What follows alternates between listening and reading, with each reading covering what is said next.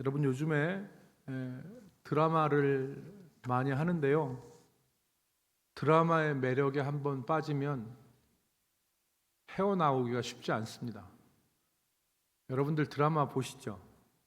무슨 드라마 보십니까 요즘에?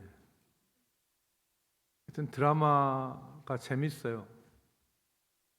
오래전에 방영된 드라마 중에 대장금이라는 것이 있었습니다. 수많은 그 기록을 세운 드라마죠. 대장금은 우리나라에서 기록적인 시청률이 나왔어요. 그리고 세계적으로도 드라마 한류를 일으킨 처음 작품이 바로 이 대장금이라는 그 드라마였습니다. 내용이 여러분 다 아시죠? 운명에 모진 비바람 앞에 던져진 여린 한 여인이 그 시련을 어떻게 헤쳐나가는지, 한낱 수락관 궁녀에서 임금을 받드는 최고의 의녀가 되고 자기 사랑을 이루어가는 그런 그 인생을 다룬 작품입니다. 이 드라마를 한 번도 안 본 사람은 없을 거예요, 아마. 그러니까 뭐 재방송도 여러 번 했기 때문에 그때 당시에 시청률이 57.8%가 나왔습니다. 57.8%. 그러니까 대단한 것이죠. 이 드라마가 이게 그 총 54회로 이렇게 구성되어 있는데요. 이 드라마가 이제 54회까지 진행되면서 수많은 그런 사건들이 그 드라마 안에 들어 있습니다. 인상 깊었던 것이 그 장금이가 음식 경연을 하는 것, 또 반대파의 음모 가운데 어려움을 당하는 것, 그리고 이름이 한상궁이었을 거야 아마. 한상궁이라고 하는 어머니처럼 돌봐줬던 그 상궁이 죽음을 맞이한 것, 그리고 제주도로 유배를 가게 된 것, 이런 사건들이 그 드라마 안에는 있습니다.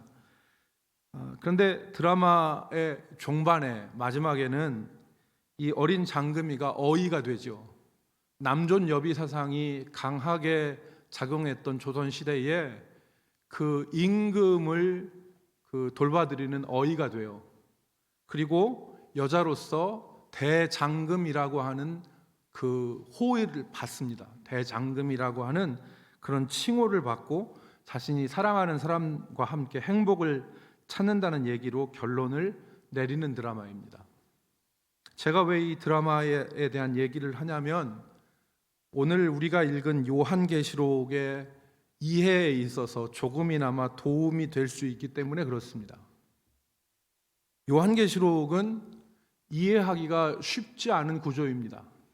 그리고 이단들이 자기의 목적을 위해서 너무나도 많이 왜곡했기 때문에 성도들이 이 요한계시록을 처음 대할 때 왜곡된 정보 가운데서 요한계시록을 접하게 돼요. 그렇기 때문에 더더군다나 이해가 어려운 것이 바로 이 요한계시록입니다. 그런데 이제 이 요한계시록은 우리가 겁을 먹는 것처럼 많은 성도들이 요한계시록을 이해하는 데 있어서 겁을 먹고, 또 이 요한계시록이 암호로 되어 있는 수수께끼 같은 비밀의 책은 결코 아니라는 것을 우리가 미리 알고 들어갔으면 좋겠습니다. 제가 아까 잠시 전에 총 54회로 되어 있는 대장금의 스토리를 요약해 드렸어요. 그죠? 그러니까 여러분들, 제가 그래도 요약을 좀 잘했어요. 네, 잘했어요. 그런데 요한계시록도 22장으로 되어 있는데 이렇게 요약할 수 있거든요. 그 요약을 하자면 바로 이런 거예요. 우리 주님께서 부활하시고 하늘로 승천하셨는데 이 땅에 성도들이 남아 있어요. 그런데 그 성도들이 이 악의 세력, 사단의 권세로부터 온갖 시련과 핍박을 당해요. 그런데 그 시련과 핍박 가운데 있는 성도들, 그 성도들을 하나님께서 버려두지 아니하시고 그 성도들을 괴롭히는 악의 세력에 대해서 하나님이 진노의 심판을 하시고 최후에는 그 성도들을 모든 악의 권세에서부터 건지셔서 새하늘과 새 땅, 그리고 영원한 새 예루살렘에 거하게 하신다는 내용이 바로 요한계시록의 내용이에요. 그래서 여러분 여기에는 몇 가지 중요한 요소들이 이렇게 기록되어 있는데, 첫 번째가 하나님의 교회인 성도들에 대한 사탄의 시험과 박해, 유혹, 이게 기록되어 있습니다. 이 박해가 핍박으로, 때로는 유혹으로 나타나거든요.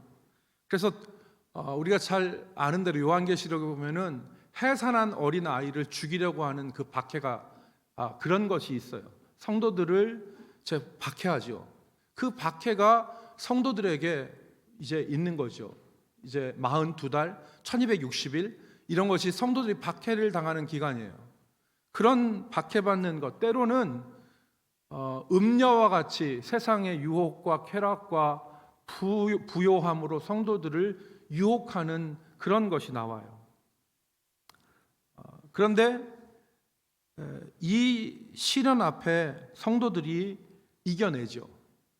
성도들이 흰옷을 입고 손에 종려나무 가지를 들고 믿음을 저버리지 않고 하나님에 대한 계명과 예수에 대한 믿음을 지키는 사람들이 나와요. 우리가 보통 얘기하는 흰옷을 입은 14만 4천 명이 바로 이 성도들입니다. 두 번째는 이제 제가 지금 말씀드린 그 믿음을 지킨 성도들이 나와요. 믿음을 지킨, 흰옷을 입고 종려나무 가지를 들고, 그리고 보좌에 앉으신 하나님과 어린 양을 찬양하는 그런 참된 교회, 그들이 나옵니다. 그런데 중요한 것은 이들이 어떤 특정 소속의 사람들이 아니라는 거예요.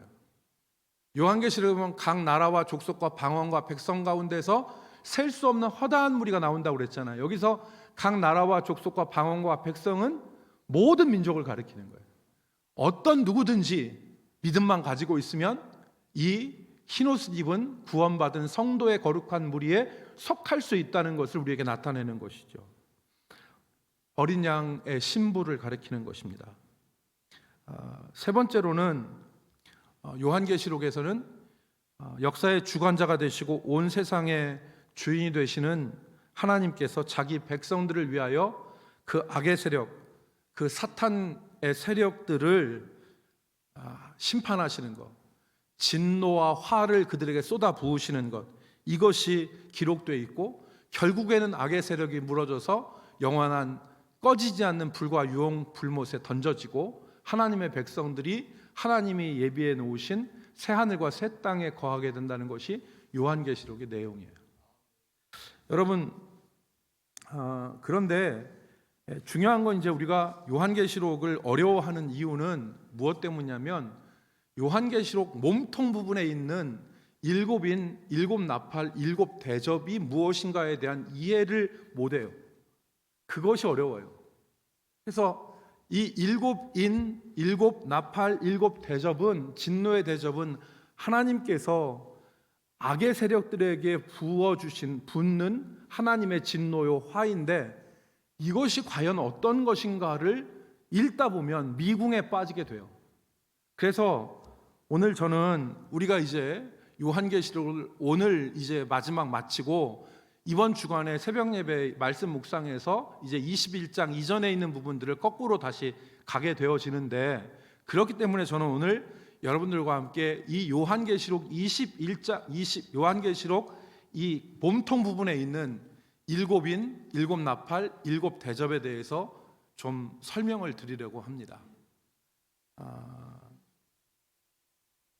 지금까지 이 일곱인과 일곱 나팔과 일곱 대접에 대한 해석은 두 가지인데, 주된 해석이 두 가지예요.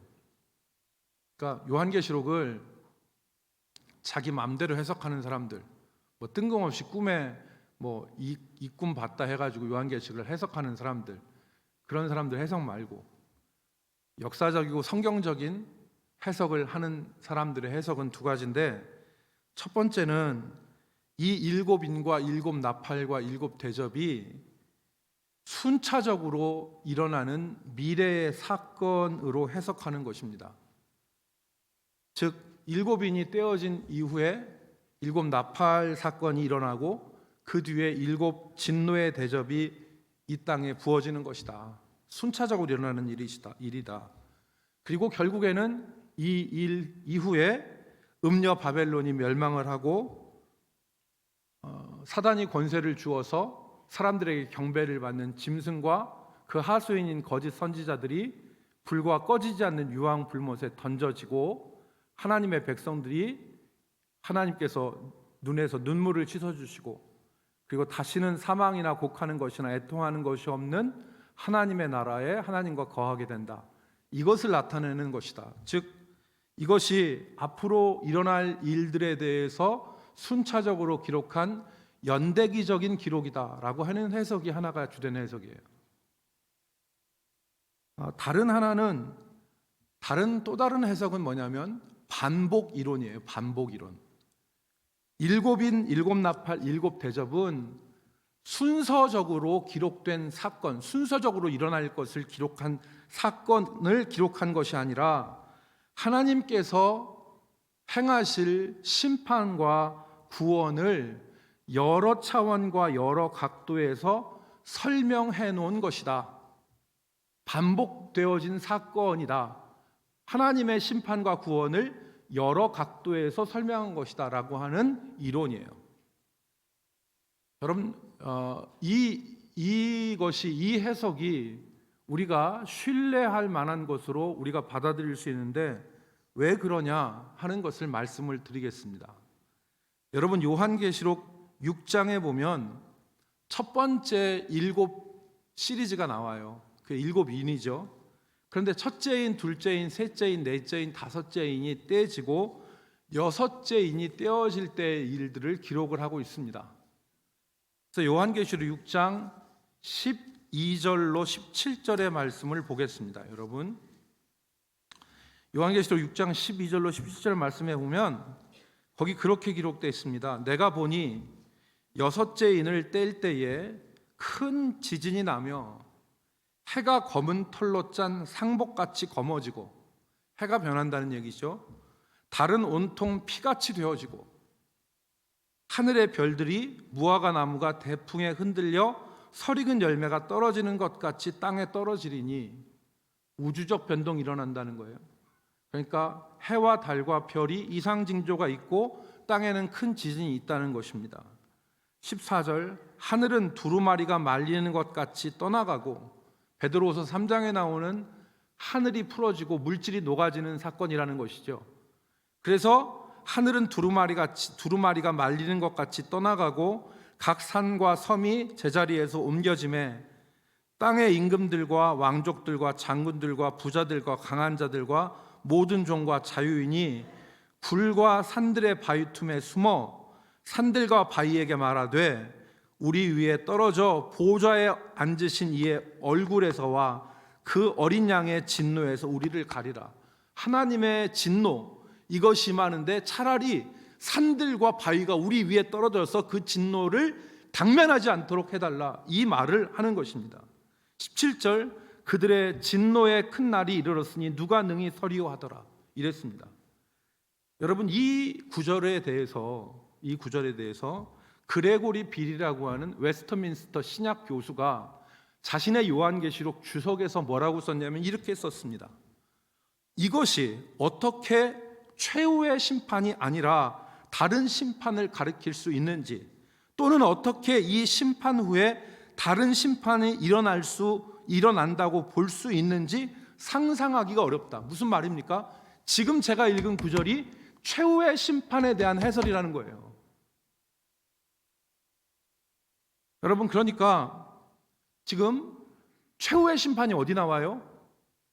요한계시록 6장에 나와요. 7 나팔을 시작하기도 전에 최후의 심판이 나오는 거예요. 우리는 최후의 심판이 저 요한계시록 21장, 20장 뒤편에 가야 최후의 심판이 나올 거라고, 연대기적 순서에 따르면 그렇게 우리가 해석할 수 있잖아요.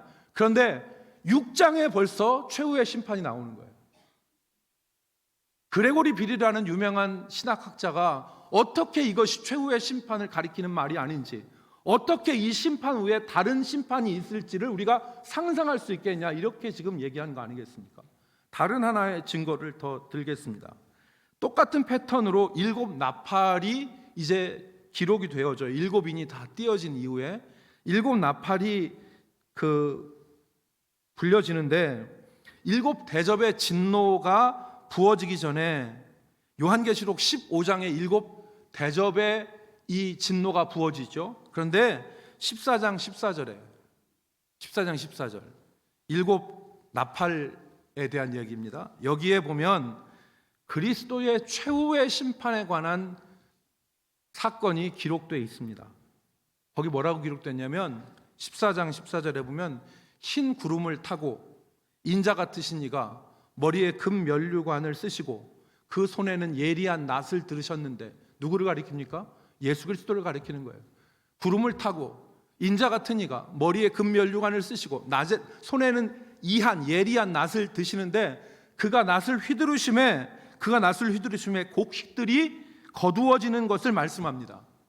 그리고 또 다른 천사가 예리한 낫을 들고 진노의 포도송이, 곡식이 아니에요, 진노의 포도송이를 거두는데 그 진노의 포도송이들이 어디로 던져집니까? 진노의 포도주 틀에 던져져서 짜여지는데 거기서 나오는 그 즙이 포도즙이 아니에요. 피예요. 하나님의 심판을 가리키는 것이죠.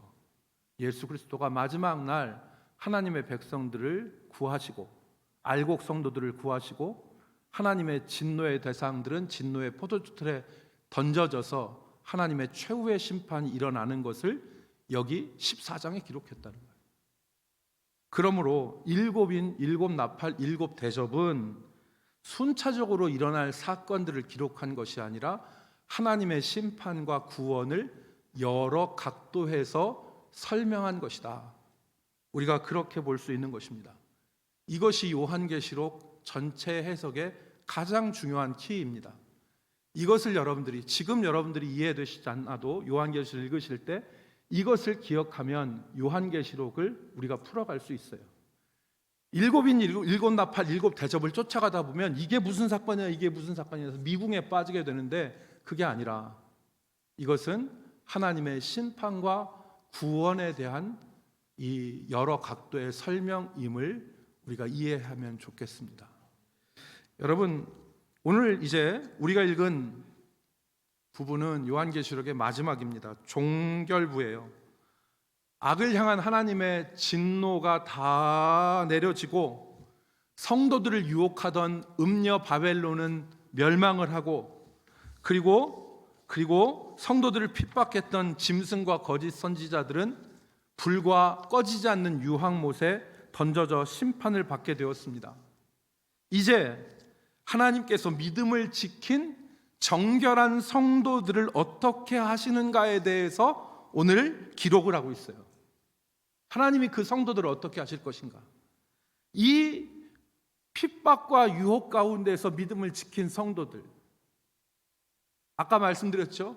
그 옷을 더럽히지 아니하고 하나님에 대한 계명과 예수 그리스도에 대한 믿음을 지키면서 그리고 순결한 신부로 살았던 그 성도들 어떻게 하실 것인가? 우리 가운데 이 믿음을 지켜서 하나님 앞에 이렇게 서는 사람들이 있을 것입니다. 그들을 어떻게 하시느냐? 첫 번째, 오늘 본문에서 우리가 발견할 수 있는 첫 번째, 하나님께서 만물을 새롭게 하신다고 그랬어요. 만물을 새롭게 하신다. 오늘 요한계시록 21장에서 요한은 그것을 새 하늘과 새 땅이라 그랬습니다. 다시 악한 것이나 더러운 것이나 사망이나 애통하는 것이나 곡하는 것이 없는 새 하늘과 새 땅, 만물을 새롭게 하신다 그랬습니다. 여러분, 이것이 무슨 의미입니까? 악이 사라진 것입니다. 악이 사라진 것입니다. 우리의 원수가 사라진 것입니다. 더 이상 우리를 유혹하거나 핍박하는 자가 사라진 것입니다. 성도는 이 날을 바라보면서 살아야 됩니다. 이 땅을 살아가는데 성도들은 매일매일 시험과 연단과 그리고 핍박 가운데서 성도는 살아갑니다. 마라토너가 그 레이스를 계속 달리는 동안에는 심장이 터질 듯한 고통이 멈추질 않아요. 그것처럼 이 땅의 성도들은 악한 자들과 싸우면서 영적 긴장에서 벗어날 수 없고 어떤 때는 정말 영적 심장이 터질 것 같은 고통을 당해요. 그래서 포기하고 싶은 마음이 들기도 합니다. 어떤 때는 더 이상 싸울 수 없다는 생각이 들기도 해요. 어떤 때는 아무리 해도 진전이 없다는 절망에 빠질 때도 있습니다. 그때 우리는 이 새하늘과 새 땅을 바라봐야 됩니다. 주님께서 우리에게 주실 새하늘과 새 땅, 우리의 무거운 짐을 다 내려놓고 우리의 어깨의 짐을 벗어버리고 쉴 수 있는 때가 임할 수 있다는 것을 우리가 바라봐야 됩니다. 나그네와 같은 이 땅의 삶을 마치고 우리가 영원히 거할 새하늘과 새 땅이 있음을 우리가 바라봐야 됩니다. 성도는 이 소망 가운데 살아야 돼요. 이미 우리에게 구원을 이루셨지만 아직 완성되지 않는 이 이미와 아직의 이 사이에 놓인 우리 성도들은 곧 임할 새하늘과 새 땅을 바라보면서 더 이상 악이 사라지고 더 이상 우리의 원수가 사라진 그 새하늘과 새 땅을 바라보면서 이 땅을 살아가야 되는 것입니다. 마치 마라토너가 그 심장이 터질 것 같은 레이스를 달리지만 결승점에 도달하면 영광과 함께 쉴 수 있는 그날이 오는 것처럼 오늘 우리 성도들에게는 우리 새하늘과 새 땅, 모든 악한 것과 원수들이 사라진 하나님의 나라가 우리에게 기다리고 있는 것, 우리를 기다리고 있는 것을 우리가 바라볼 수 있기를 주의 이름으로 축복합니다. 두 번째 우리가 이 말씀에서 붙잡을 것은 이 땅을 살아가는 동안 하나님의 말씀은 반드시 이루어진다는 것을 우리가 붙잡아야 되겠습니다. 하나님의 말씀이 반드시 이루어진다. 요한이 오늘 3절에서 한 음성을 듣는데 그게 어떤 말씀이냐면 하나님의 보라 하나님의 장막이 사람들과 함께 있음에 하나님이 그들과 함께 계시리니 그들은 하나님의 백성이 되고 하나님은 친히 그들과 함께 계셔서 그랬어요. 4절에 보니까 모든 눈물을 그 눈에서 닦아주시니 다시는 사망이 없고 애통하는 것이나 곡하는 것이나 아픈 것이 다시 있지 아니하리니 처음 것들이 다 지나갔음이라 그랬어요. 하나님이 함께 하신다는 거예요. 구약 성경에 제기되어지는 에덴 동산에서부터 처음 제기되어지는 주제가 뭐냐면 나는 너희 하나님이 되고 너희는 내 백성이 되리라. 이것이 성경을 관통하는 주제예요. 하나님은 이것을 목표하시고 우리를 부르셨어요. 그런데 여러분 이스라엘이 불신앙과 우상숭배로 말미암아 하나님에게 떠났을 때 호세아서에서 하나님이 뭐라고 했습니까? 너희는 내 백성이 아니고 나는 너희의 하나님이 아니라고 말씀하셨어요.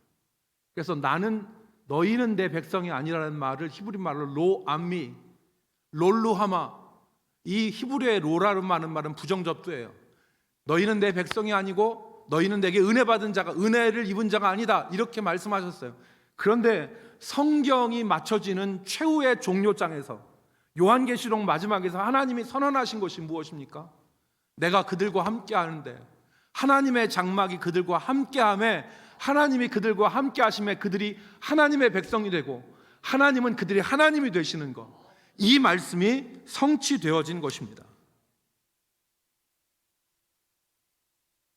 요한계시록 21장에 보면 새 예루살렘, 새 하늘과 새 땅에는 성전이 없어요. 예루살렘에 성전이 없어요. 왜? 하나님과 어린 양이 성전이 되셨기 때문에. 새 예루살렘에는 해와 달의 비침이 소용없어요. 왜? 하나님의 영광이 비치고 어린 양이 저들의 등불이 되시기 때문에. 무엇을 말씀하는 것입니까? 하나님이 저들과 함께 하시는 진정한 연합이 하나님의 백성들 가운데서 이루어짐을 나타내는 것입니다. 그러므로 오늘 우리가 이 땅을 살아가면서 우리가 굳게 붙잡아야 될 것은 바로 하나님의 말씀에 대한 확신입니다. 말라기 시대 사람들은 하나님을 섬기는 것이 헛되다, 그러면서 교만한 자가 복을 받고 악을 행하는 자가 번성하고 하나님을 시험하는 자가 화를 면한다고 말씀을 정면으로 배척하며 살았어요. 말씀을 안 믿었다는 얘기예요. 말씀을 안 믿으며 살았는데 오늘 요한계시록 마지막 21장에서 보면 하나님의 말씀은 영원하고 그 말씀은 반드시 성취된다. 이것을 우리는 기억해야 될 것입니다. 성도 여러분, 말씀을 붙잡고 살기를 주의 이름으로 축복합니다. 우리가 이 마지막 때에 붙잡을 것은 다른 것이 아닙니다. 세상의 이념과 세상의 사상과 세상의 조류를 붙잡을 것이 아니라 영원하신 하나님의 말씀, 곧 성취되어지는 하나님의 말씀을 붙잡고 살아가야 되는 것입니다. 그래서 이사야 55장 9절로 11절 말씀에 보면 하나님, 내 말씀이 비와 눈처럼 내게로 와서 그냥 세상에 나가는 것이 아니라 10절 말씀에 이는 비와 눈이 하늘로부터 내려서 그리로 되돌아가지 아니하고 땅을 적셔서 소출이 나게 하며 싹이 나게 하며 파종하는 자에게는 종자를 주며 먹는 자에게는 양식을 줌과 같이 11절 말씀 같이 읽겠습니다. 내 입에서 시작. 내 입에서 나가는 말도 이와 같이 헛되이 내게로 돌아오지 아니하고 나의 기뻐하는 뜻을 이루며 내가 보낸 일에 형통하리라. 아멘. 하나님 말씀 붙잡아야 돼요. 하나님 말씀 붙잡고 사는 거예요. 사람들 보고 믿어도 소용없다. 교만한 자가 번성한다. 우리 입으로는 안 해요. 우리 행동으로 이렇게 말해요. 교만한 사람이 번성하고 악을 행하는 자가 번성하고 하나님을 시험하는 자가 화를 면한다. 이렇게 살아가요.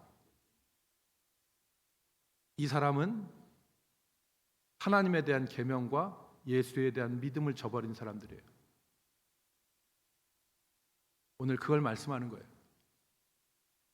마지막 세 번째는 우리는 인내하며 승리하는 신앙인이 되어야 될 것을 오늘 우리가 말씀이 가르칩니다. 인내하며 승리하는 사람. 오늘 21장 8절 말씀해 보니까 하나님의 백성들이 생명샘에서 생명수를 얻어 마시는데 그것을 유산으로 받는데 21절에 보면 그러나 그랬어요. 그러나 두려워하는 자들과 믿지 아니하는 자들과 흉악한 자들과 살인자들과 음행하는 자들과, 여기 두려워하는 자들 하나님 믿지 못하는 사람이죠. 믿지 않는 자들 하나님 말씀 안 믿는 사람이에요. 흉악한 자는 도덕적으로 혐오스러운 사람 말하는 거예요. 하나님 보시기에 도덕적으로 혐오스러운 거. 여러분, 생선 냄새가 아주 역하게 나면 사람이 코를 확 돌립니다. 혐오스러워서. 생선 냄새가 아주 역하게 나잖아요. 그러면 사람이 고개를 확 돌려요. 너무나 역하기 때문에. 혐오란 말이 흉악한 자가 그 말이에요. 하나님이 봤을 때 도덕적으로 너무 역해서 이게 방향을 같이 할 수 없는 거. 그래서 그게 흉악한 자예요. 도덕적으로 타락해서 흉악한 자들, 그런 자들과 살인자들과 음행자들과 점술자들과 우상숭배자들과 거짓말하는 자들은 어떻게 해요? 불과 유황으로 타는 못에 던져지리니 이것이 둘째 사망이라. 불과 유황못에, 꺼지지 않는 불과 유황못에 던져지는데 왜 둘째 사망이라고 했어요? 첫째 사망이 육체에서 영혼이 떠나가는 게 첫째 사망이에요. 아무도 육체에서 영혼이 결합되어 있는데 육체에서 영혼이 떠나가면 그건 산 사람 아니에요. 이게 첫째 사망이에요. 둘째 사망은 뭐예요? 영원하신 생명 되신 하나님에게서 분리되어지는 것이 둘째 사망이에요. 첫째 사망이 육체에서 영혼이 분리되는 것이라면 둘째 사망은 영원한 생명의 근원이신 하나님에게서 분리되는 게 둘째 사망이에요. 둘째 사망을 당한다는 거예요. 둘째 사망을. 어떤 사람들입니까? 짐승에게 경배하고 짐승의 표를 받은 사람, 하나님의 계명과 예수에 대한 믿음을 저버린 사람, 그들은 둘째 사망을 당한다.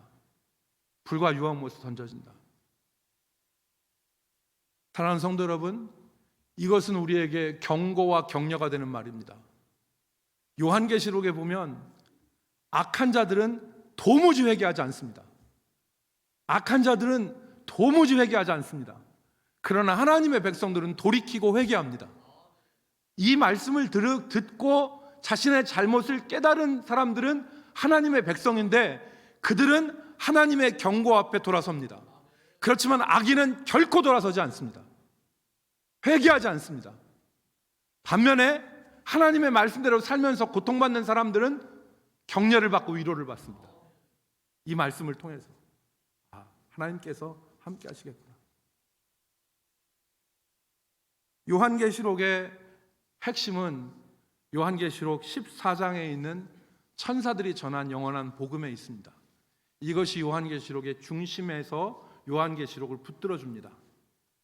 총 22장으로 되어 있는 요한계시록을 요한계시록의 14장에 있는 이 영원한 복음이 요한계시록을 흔들리지 않게 붙들어줍니다. 그것 우리 같이 살펴보고 말씀을 마치겠습니다. 요한계시록 14장 6절로 12절 말씀인데 여러분 보니까 6절을 보겠습니다. 6절을 보니까 요한계시록 14장 6절 또 보니 다른 천사가 공중에 날아가는데 땅에 거주하는 자들 곧 모든 민족과 종족과 방언과 백성에게 전할 영원한 복음을 가졌더라. 영원한 복음이 무엇입니까? 밑에 나옵니다. 7절 그가 큰 음성으로 이르되 하나님을 두려워하며 그에게 영광을 돌리라. 이게 첫째 복음입니다. 하나님을 두려워하고 그에게 영광을 돌리라.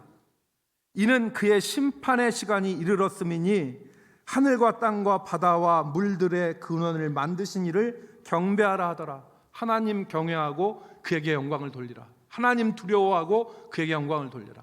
두 번째 8절 또 다른 천사 곧 둘째가 그 뒤를 따라 말하되 무너졌도다 무너졌도다 큰 성 바벨론이여 모든 나라에게 그의 음행으로 말미암아 진노의 포도주를 먹이던 자로다 하더라. 둘째 바벨론 무너진다. 아무리 좋아 보이고 아무리 권세 있어 보여도 악한 것 더러운 것 반드시 무너진다. 이게 둘째 복음입니다. 지금 내가 붙잡고 있는 것이 아무리 좋고 아무리 그럴듯해 보이고 아무리 이게 훌륭해 보여도 하나님이 기뻐하시지 않은 악한 것이면 반드시 무너진다. 마지막 셋째 9절 말씀 보십시오. 또 다른 천사 곧 셋째가 그 뒤를 따라 큰 음성으로 이르되 만일 누구든지 짐승과 그의 우상에게 경배하고 이마에나 손에 표를 받으면 그의 소유가 되면 그 뜻입니다. 그 표를 받으면 그도 하나님의 진노의 포도주를 마시리니 그 진노의 잔에 섞인 것이 없이 부은 포도주라. 진노의 포도주, 섞인 것이 없다는 것은 하나님의 자비가 1도 포함되지 않는 진노의 포도주, 그거 마시게 된다. 사랑하는 성도 여러분, 우리가 우리 자신들을 돌아보기 바랍니다.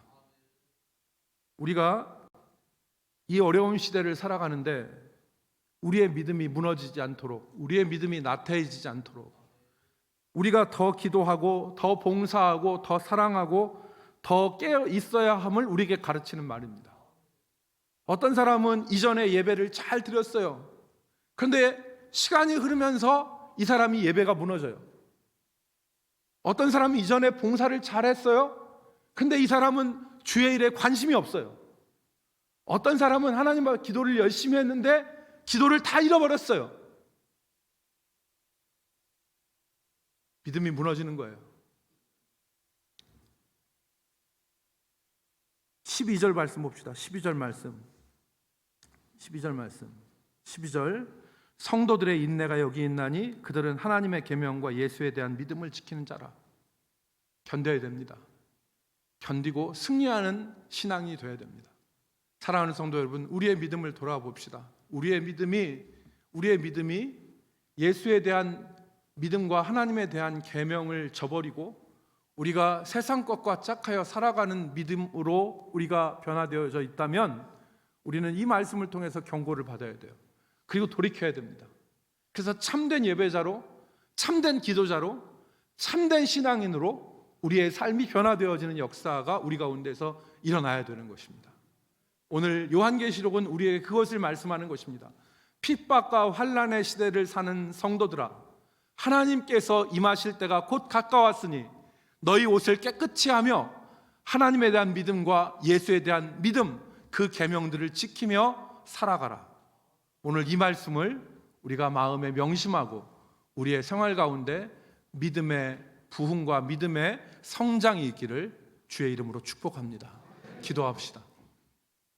거룩하신 하나님,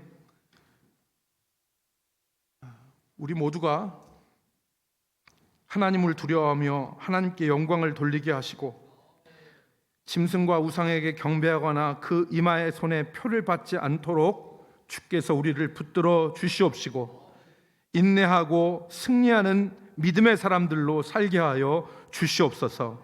주께서 우리 모든 대전남북교회 성도들을 붙드시고 인도하실 것을 바라와서 존귀하신 예수 그리스도의 이름으로 기도 올리옵나이다. 아멘.